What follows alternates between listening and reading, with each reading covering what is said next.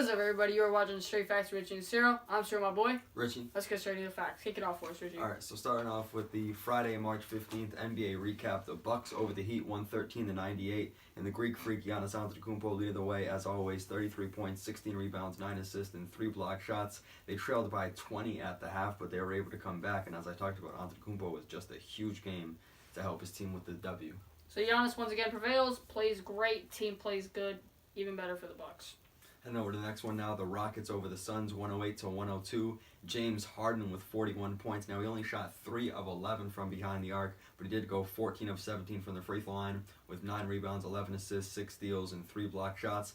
Devin Booker had another solid performance, 29 points, 10 of 11 from the free throw line with 5 rebounds and 7 assists, but Houston has just been way too hot as of late, winning 10 out of their last 11 games. 3 seed, and of course, Harden only goes to the line 17 times, and only 17. That's it. And nothing big, and of course, going 3 for 11, great field goal percentage with even more free throws, and of course, Harden's my MVP, baby. No, I'm kidding. I can't. That's disgusting to even say, but of course, a big game for a big win for them. Of course, against the best team in the league, the Phoenix Suns. The Phoenix Suns have been playing well. However, yeah, beating the Warriors too. They've been March, playing well. They They've been beat the Bucks, playing well. They beat the Lakers. And Not that it's that hard to beat the Lakers, but still. And the Warriors. Yep. But Devin Booker has been on a tear, playing great, scoring amazing.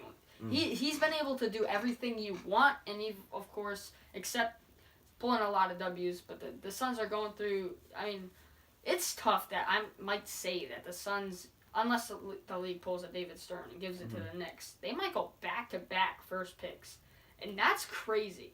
That's crazy for me to even think. They have a good young core offensively with Ayton, Booker, but as we and talk now about, Oubre. They can't. Yeah, Oubre's starting this since he started. He's averaged 20.3 points per game since he started, and that's incredible. But they, like we always say, they can't stop anything on defense. The team will put up 130, but they're not preventing under than 110. So right. Next game here, the Hornets over the Wizards, 116-110. Kemba Walker leading the way with 28 points. Now, he only shot 11 of 30 from the field, but he did have 5 rebounds, 4 assists, and Bradley Beal, as we've been talking about, doesn't get much help, and he had another huge game, 40 points, 7 of 13 from behind the arc with 5 rebounds and 5 assists. So, yeah, I mean, that's another thing with Bradley Beal. I think he does a really bad job at leading, because if it was the other way around, if it was like John Wall, they'd be winning. That's just my opinion. John Wall can average... I think he's played better without John Wall. He has, of course, because John Wall spreads the ball. John Wall will spread the ball, averaging 25, and John Wall affects the team better than Bradley Beal will. And Bradley Beal, I mean, I'm glad that Bradley Beal's putting up some incredible numbers. His field goal percentage is pretty decent, and his team is doing, I mean, they're only above the Hawks, but they're not doing too well. But with John Wall, they'd be a guaranteed 7 seed for me. Guaranteed. Guaranteed, for sure. Even if it was without Bradley Beal, John Wall's a better leader, in my opinion. He can put up better numbers, and more importantly, he'll be able to score 25 for you and put up at least 10.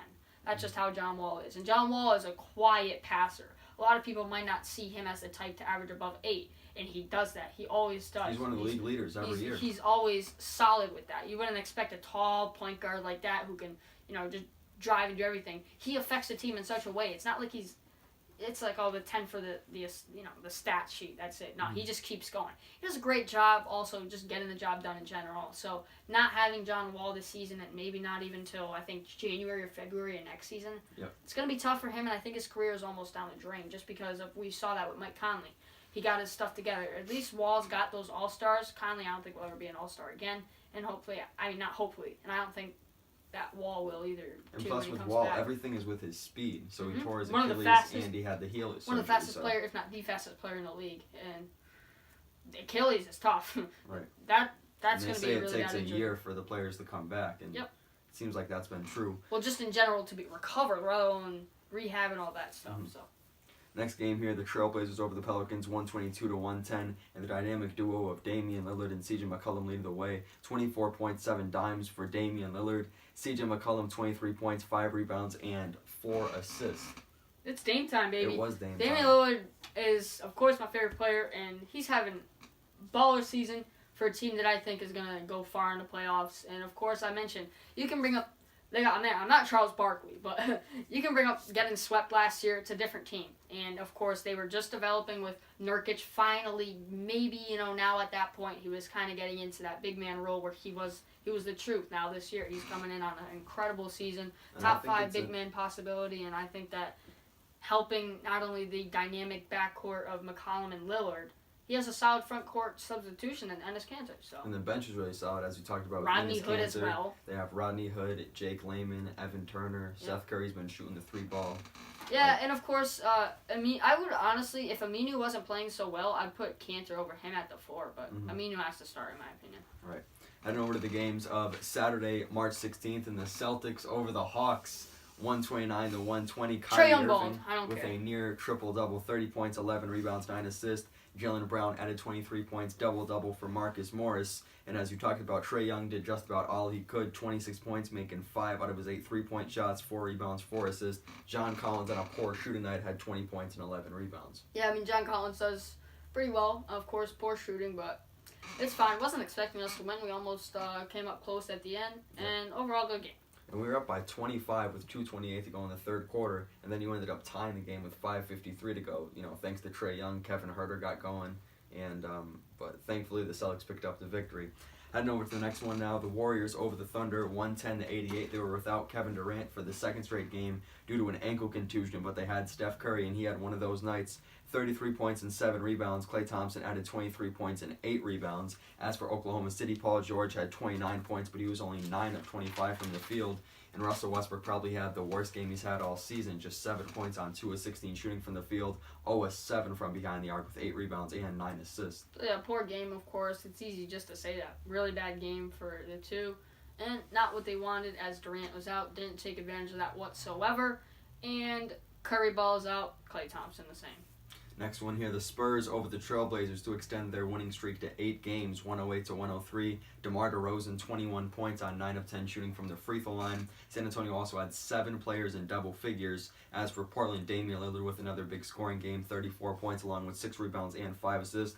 Unfortunately, CJ McCollum hurting his knee early in the third quarter, and that definitely affected Portland in this loss. This is a top 5 team for me if DeJounte Murray and Lonnie Walker weren't hurt, because I think that this team is playing incredible with Derek White and Bryn Forbes playing incredible and stepping up. Now, just imagine if they didn't have to do that. They just come off the bench and play solid, because DeJounte Murray going out very solid into the season, or very, I don't know why I said solid, very quick into the season, and then same with Lonnie Walker. Yep. He wasn't even able to play that much. So same with DeJounte Murray. They weren't even able to play before the season started. So.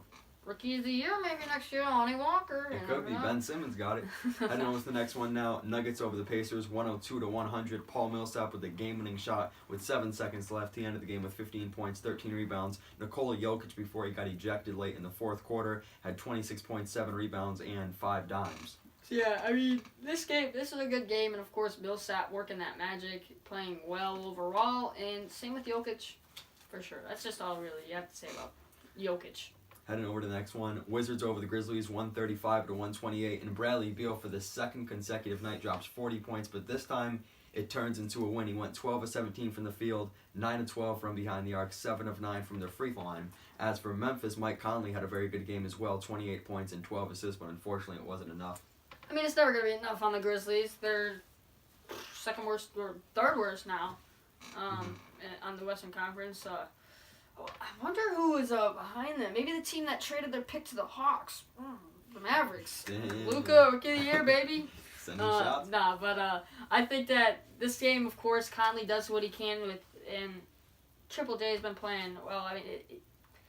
Not so much for the Grizzlies to look forward to for next season, because they're in a really tough situation. They're in a Western Conference, so they're already better. Draft picks is the only thing they're looking for now. They're already not going to be in the top draft pick situation, just because all the 6 worst teams in the Western Conference or the Eastern Conference are worse than the ones in the Western Conference than the Suns. So that's already awful for the lottery, and nobody wants to go to Memphis in the offseason. No. I don't know anybody else saying I want to go to Memphis. I'd rather play. Mike Conley doesn't want to be in Memphis. No, he doesn't, and I feel bad for him. He wanted to get traded so bad. Right. So bad. And I don't blame him. We thought maybe the Pistons or the Jazz, but that trade never worked. Yeah. But Marcus ended up going with the Raptors. Yep, and they didn't even add him in a package or nothing. Not like Lowry and Conley and Gasol and Valanciunas. Nope. They did him dirty. They did. I feel so bad for him. Heading over to the next game now, Sunday, March 17th, and it was the Knicks with the come-from-behind victory against the Lakers, 124-123. Mario Hezonja with a game-winning block on LeBron James. And as for New York, Emmanuel Mudiay leaded the way with 28 points, 8 assists. Damian Dotson added 25 points and 6 rebounds. And as a team, New York shot the ball great, 57.9% from the field and 46.2% from behind the three-point line. Did you see the photo of Hezonja pointing at LeBron while LeBron is on his knees? That's an iconic photo right I just there. got blocked by Super Mario Hezonja, a guy whose three-point shot not only just got so much worse, because when he was on Orlando, he had a great three-point shot, but it's Mario Hezonja. I know, that's... Of all people, I would have thought I'd rather get blocked by Mitchell Robinson or somebody other than Mario Hezonja. Like, that's a 2. I just blocked you. A 2. If it was Mudiay, then I'd cry. If it was Mudiay, but still, it was a tough game for LeBron and the Lakers that are hitting the decline button and officially tanking, baby. Only 30 games too short to tank, but that's fine. And they've lost 3 straight and then actually snapped New York's 8-game losing streak. Another team that lets the Knicks do good, you know. First, the Hawks, 18 games, and the Hawks can't beat them. Right. And now the Lakers can't beat them. Heading over to the next one now, the Heat over the Hornets in a low-scoring matchup, 93-75. The bench coming through in a major way in this one. Goran Dragic, 19 points on 7 of 11 shooting from the field. And Dwayne Wade, who is in his 16th and final NBA season, had 17 points and 8 rebounds off the bench. Well, the Heat overall this year have been a very fun team to watch, whether it's Justice working the magic at the 1 or it's Bam Adebayo playing some really solid defense down low, and of course Wade playing incredible. I would never think that Dwayne would be having the stellar season he's having.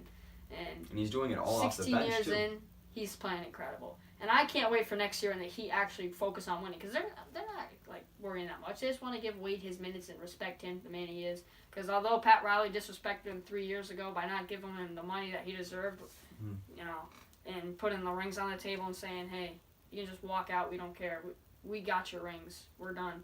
And now finally, you know, show him respect to Wade, and just as much as he did for them, I think it's very awesome for the Heat. And next year with a young core, I mean, Derek Jones playing incredible, and again, those highlight plays. And of course, Josh Richardson will be the man. And if Hassan Whiteside can finally do something other than play defense, because he's been just not a solid player that he once was. Offensively, and he doesn't play much minutes because of it.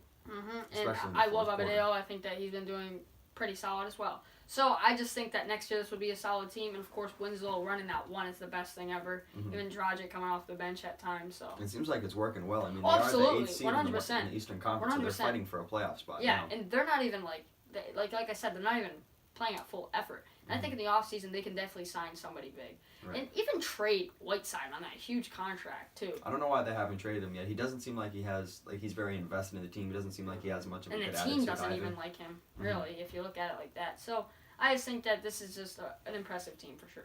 Heading over to the next game now, the 76ers over the Bucks in a very exciting game, 130-125. Joel Embiid with some monster numbers, 40 points, 15 rebounds, 6 assists, 3 steals.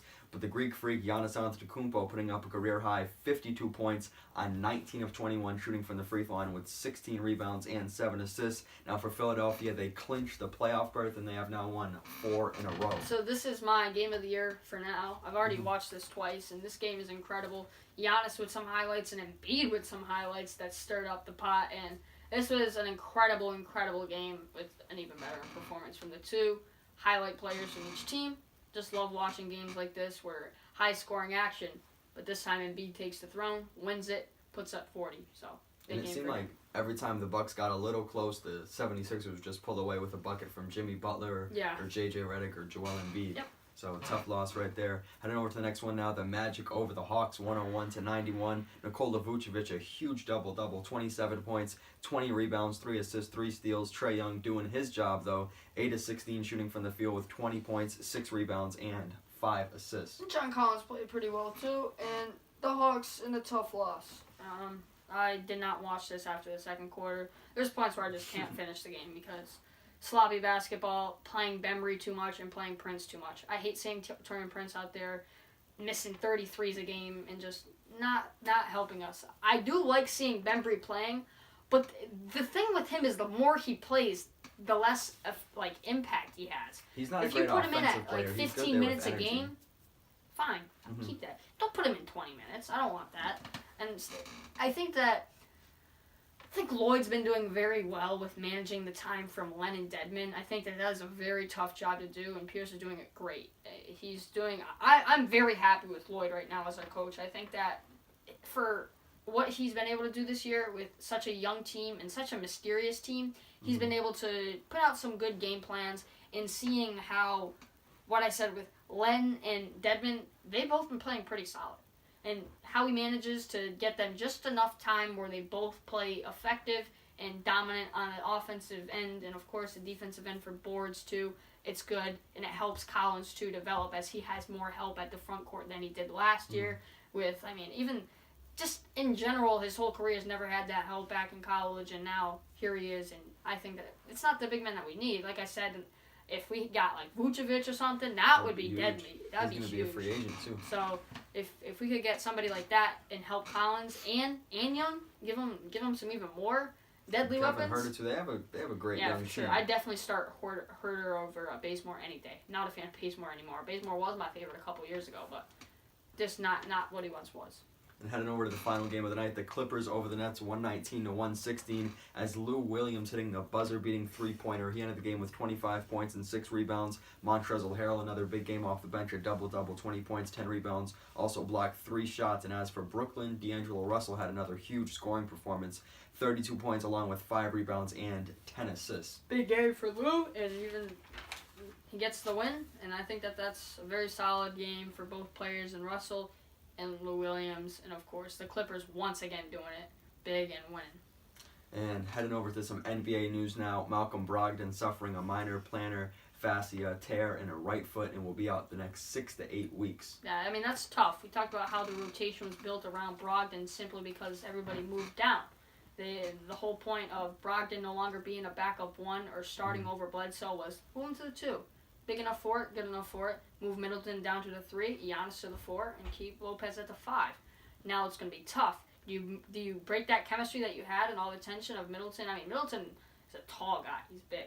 And now going back to the 2, and now Giannis back to the 3, and maybe Mirotic to the 4? Or do you bring in somebody from, at the 2 in general, just leave it like that? You never know, and I think it's tough for the Bucks because it's going to break the chemistry that they had in the role that they were on. And they also signed Tim Frazier, free agent guard. So, he played well in his short time with the Pelicans, with the Wizards a little bit. But it definitely hurts because Malcolm Brogdon is such a high IQ player, smart player, good three-point shooter, good passer, just a good all-around player in general. So that's going to be a tough loss. And C.J. McCollum has a left knee strain and he will be re-examined in about a week. Yeah, that could be tough if it's anything serious, but you never know. And heading over to our final topic now, starting off with the underachieving teams, and one of those teams I feel is the Boston Celtics. Many people projected them to win, 60 games, and they've won, 43 games this season, and they'll probably they can get up to 50 maybe. So as a rocket scientist I am, I can tell you that they're not going to win 60 games this year. Yeah, and they're definitely, they're having a solid season, but for them it's not a good season in my opinion. For the Celtics and what their team looks like, and with my favorite coach and the best coach. And everybody thought Gordon Hayward was going to be better. He hasn't really turned into the player Boston expected so far. Obviously still coming off that horrific injury last season. Terry Rozier hasn't done well off the bench. The bench hasn't been as... he's been doing solid. He's been able to put up some big numbers. It's just... the more minutes he plays... actually, the more minutes he plays, I think he plays a lot solid, when Terry Rozier starts, he plays a lot better. When Kyrie Irving is out, he has played well in his, the starting position. And, obviously all the drama with Kyrie. So things really haven't turned out, the best for Boston. Heading over to the next team here, the Washington Wizards, another underachieving team. Obviously, John Wall tearing his Achilles earlier in the season. Dwight Howard, we don't know what's wrong with him. He has some kind of injury. I don't know what it is. But Bradley Beal has played well in both of their absences. I just thought the Washington Wizards were going to be a higher seed in the Eastern Conference. And now I believe they're 3.5 games out of an 8th spot in the Eastern Conference. I still thought they were going to be a higher seed either way. Yep, for sure. The Minnesota Timberwolves were another team that I thought underachieved with, obviously they had Jimmy Butler in the beginning of the season, then they traded him, so that obviously didn't work out. Andrew Wiggins and Karl-Anthony Towns, they do put up good offensive numbers, but as we talked about, Wiggins, kind of like Gordon, isn't always there every night. Yeah, and he's their problem. Andrew Wiggins doesn't show up, and he needs to. He needs to stop. He needs to man up and really realize that he's playing basketball. He's not like playing rec AAU. He's playing the NBA, and he's one of the best talents in the NBA, and he just doesn't show it. He doesn't show up when he needs to, and it gets very frustrating when you're watching from a fan standpoint, who, at one point, he was my favorite player. I loved Andrew Wiggins. Andrew Wiggins out of college was awesome. Out of high school, his hoop mixtape was awesome. I loved Andrew Wiggins, and the intensity he brought to the court, and just that motion where he could just go 3 steps in from the freaking three-point line and just jam it in and play some incredible ball. And now it's like he doesn't care enough. But the Timberwolves, I thought they, like, in a way, they want to trade in losing somebody who didn't want to be there and caused a lot of tension between him and Cat. They got Robert Covington and they got Saric. And I love Robert Covington. If he goes to a team like the Hawks, he could play very well. Or even a team like the Thunder that need a 3. They need a starting 3. Covington can play some incredible defense, get the steals for you, and shoot the ball very well, for sure. And even this year, drafting Josh Okogie, you would expect the Timberwolves to play well. They don't play him enough. I think they really have to play him enough. He's a player who has the potential of a great not a great three-pointer. His three-pointer's decent, but some great defense, and he's got bounce. He can dunk very well, for sure. Yeah. So that team is 100% underachieving. They even brought in the former MVP Derrick Rose, and for a while he was putting up some great numbers, but that went down. He's been banged up off and on too with his I would take Jeff injuries. Teague over him. I mean, I wouldn't take Tyus Jones over him. That's a little stretch, but I would take Jeff Teague over him any day. And another underachieving team I thought was the Los Angeles Lakers. Obviously, huge expectations coming into the season because of the signing of LeBron James in the offseason. But, he missed 18 games. They went 6-12 during that. Lonzo Ball has missed plenty of time, and that has hurt them defensively. Yeah. Brandon Ingram out for the remainder of the season due to blood clots in his arm. The lineups have been very strange. All the drama with the trade rumors, surrounding Anthony Davis. That messed up, I think, the young guys, and things have not worked out very well for the Lakers, and they're not going to make the playoffs. Let's just say it's not so much of, okay, yes, realistically it is underachieving, but then again, you can't really help losing everybody and then injuries. Because if you look back at it, they were a 5 seed at one point when LeBron was healthy, Lonzo was healthy, Brandon Ingram was healthy, Rondo was coming off the bench. That whole team, when they got everything going, that's a deadly team. But it's not LeBron's fault that the players that he was used to in the offseason and at the start of the season have gone down. It's not his fault. He can't do too much with it. It's not like he's in the Eastern Conference anymore when he can dominate and bring Matthew Dellavedova to the finals. He can't do that anymore. Now it's just him, really. Because Rondo's performance and efficiency has definitely gone down. And McGee is still solid, but that sounds funny. McGee at one point was a stellar defender, and now he's not. He's fallen apart. And it's not like there's much to offer on the bench. They're not playing the GOAT, Andre Ingram. Right. They're not giving him. He played 6 minutes in his most, and he only got 2 shots up. So that's tough. They got to play him. Come on, your season's done. Give him 30 minutes a game. Start him over LeBron. Just do it. But anyways, I do agree with you that they're underachieving, but if you look at it at the realistic standpoint, it's not too much their fault. Well, it's not their fault, and there's just a lot more to it. But of course, all I'm saying is of all the teams that are underachieving, it's not so much them. Some overachieving teams now. One of those teams is Milwaukee Bucks, as they have had a huge season. Giannis Antetokounmpo is certainly a top MVP candidate, along with Defensive Player of the Year candidate. But it's not been just him. Brook Lopez has been fantastic shooting the 3 ball. Malcolm Brogdon, who unfortunately, is going to miss at least the first round of the playoffs. Middleton playing He's going to be out. Chris Middleton, his first year as an All-Star. Eric Bledsoe has played really, really well. DJ. They signed him to a contract extension, and then their bench has just such great depth. depth. Their bench is easily the best bench in the league other than the Celtics, but the Celtics bench hasn't been playing so well, so I could definitely see their bench as the best bench in the league. But coming into the season, I said that they were going to be the 1 seed 100%. For a while, I did say the Raptors were going to be above them, who's another overachieving team, but I think that I once the season started, I was like, no, it's going to be the Bucks season, and it just started a little slow for them because the Raptors originally went above them.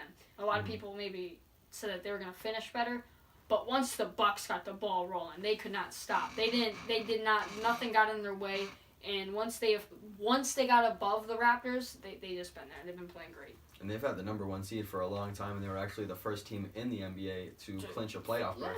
Then they're going for 60, and this is gonna be a huge season for them. And my boy Buddy, Mike Bodenholzer. He's going to maybe another 60-win season. They're 8 wins know. away, so we'll see how that goes down. The Indiana Pacers are another overachieving team for me, as Victor Oladipo injuring his knee earlier in the season.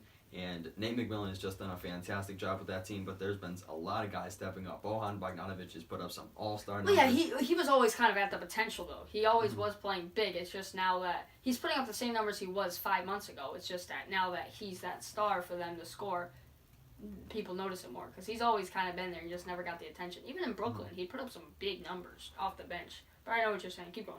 And also, Miles Turner, he's certainly a defensive player of the year candidate. Yeah, for sure. He's played well, and then obviously Domantas Sabonis, I think he's a 6th man of the year candidate. He just does everything. He's incredibly efficient with the points and the rebounds. Not so much on the defensive side, but on the offensive side, he's played really well. Being dominating the paint for sure, yeah. So this is a team that, those two right there, they're big helps, for sure. And another overachieving team, I thought, are the Brooklyn Nets, who are currently in the 7th seed in the Eastern Conference.